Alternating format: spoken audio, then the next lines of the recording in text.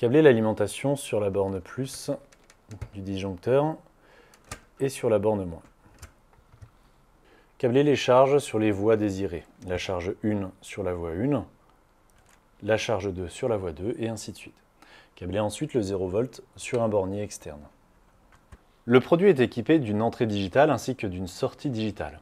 L'entrée digitale permet de piloter les voies du disjoncteur, tandis que la sortie digitale permet d'être informé de l'état du disjoncteur. Câbler l'entrée digitale sur une sortie automate et câbler la sortie digitale sur une entrée automate. Le comportement de l'entrée digitale dépend de la durée de l'impulsion 24 V envoyée par l'automate. Pour réinitialiser les voies disjonctées, envoyez une impulsion comprise entre 500 millisecondes et 1,5 secondes. Pour activer toutes les voies désactivées, envoyez une impulsion comprise entre 2 secondes et 4 secondes. Et pour désactiver toutes les voies actives, envoyez une impulsion comprise entre 5 secondes et 7 secondes.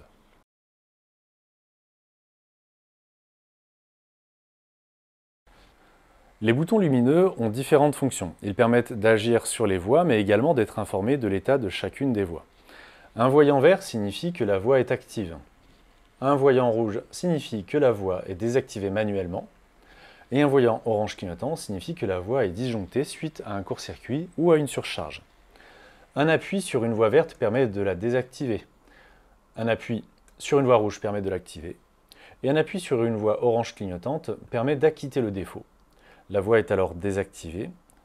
Un second appui permet de réactiver la voie. Il est possible de verrouiller tous les boutons en façade du disjoncteur afin d'éviter toute action involontaire. Pour cela, il suffit d'appuyer pendant plus de 3 secondes sur le bouton de la voie 4. Les LED se mettent alors à clignoter cycliquement et toute action sur les boutons est impossible. Si vous souhaitez à nouveau agir sur le disjoncteur, il faudra déverrouiller les voies en procédant de la même manière, par un appui de plus de 3 secondes sur la voie 4.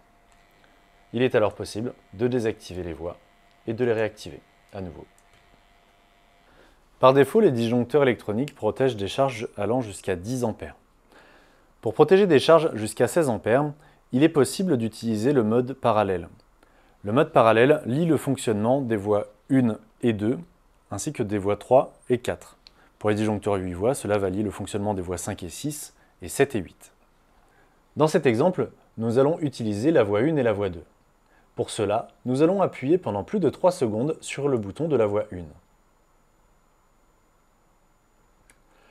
Le fonctionnement de la voie 1 et de la voie 2 sont maintenant liés.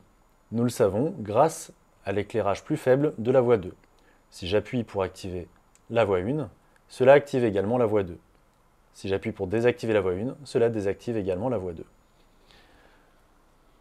Je vais maintenant câbler ma charge. Pour cela, je vais devoir utiliser les bornes des deux voies.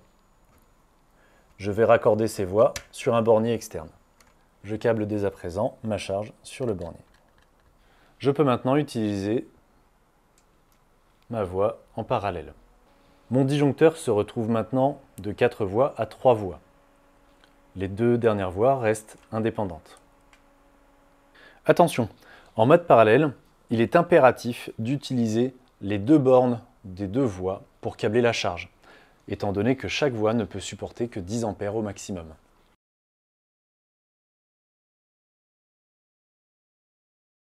Le calibre se configure depuis la roue codeuse face à la voie concernée sur une échelle de 1 à 10 A.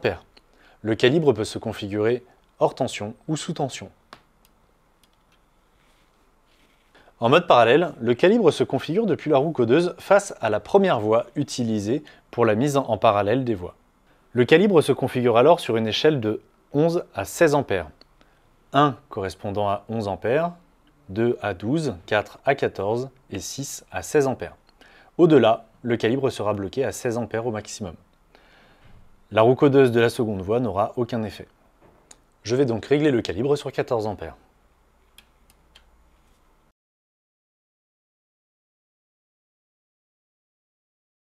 La sortie digitale permet d'être informé en temps réel de l'état des voies du disjoncteur. Plusieurs configurations sont possibles. Pour entrer en mode paramétrage, appuyez sur le bouton de la voie 2 pendant plus de 3 secondes.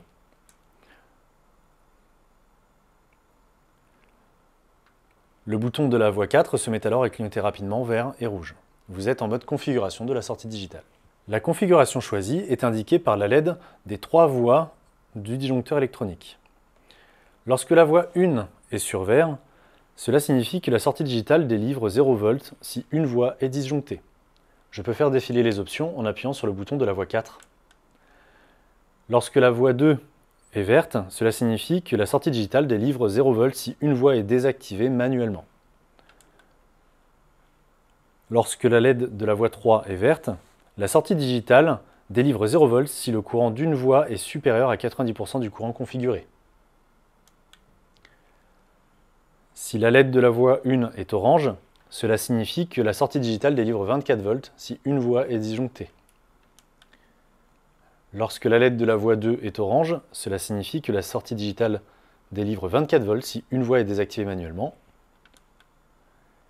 Et lorsque le voyant de la voie 3 est orange, cela signifie que la sortie digitale délivre 24 V si le courant d'une voie est supérieur à 90% du courant configuré. Pour valider la configuration sélectionnée, appuyez pendant plus de 3 secondes sur le bouton de la voie 2. Le disjoncteur repasse en mode normal. Avec toutes les voies désactivées, il faut maintenant les réactiver manuellement une par une.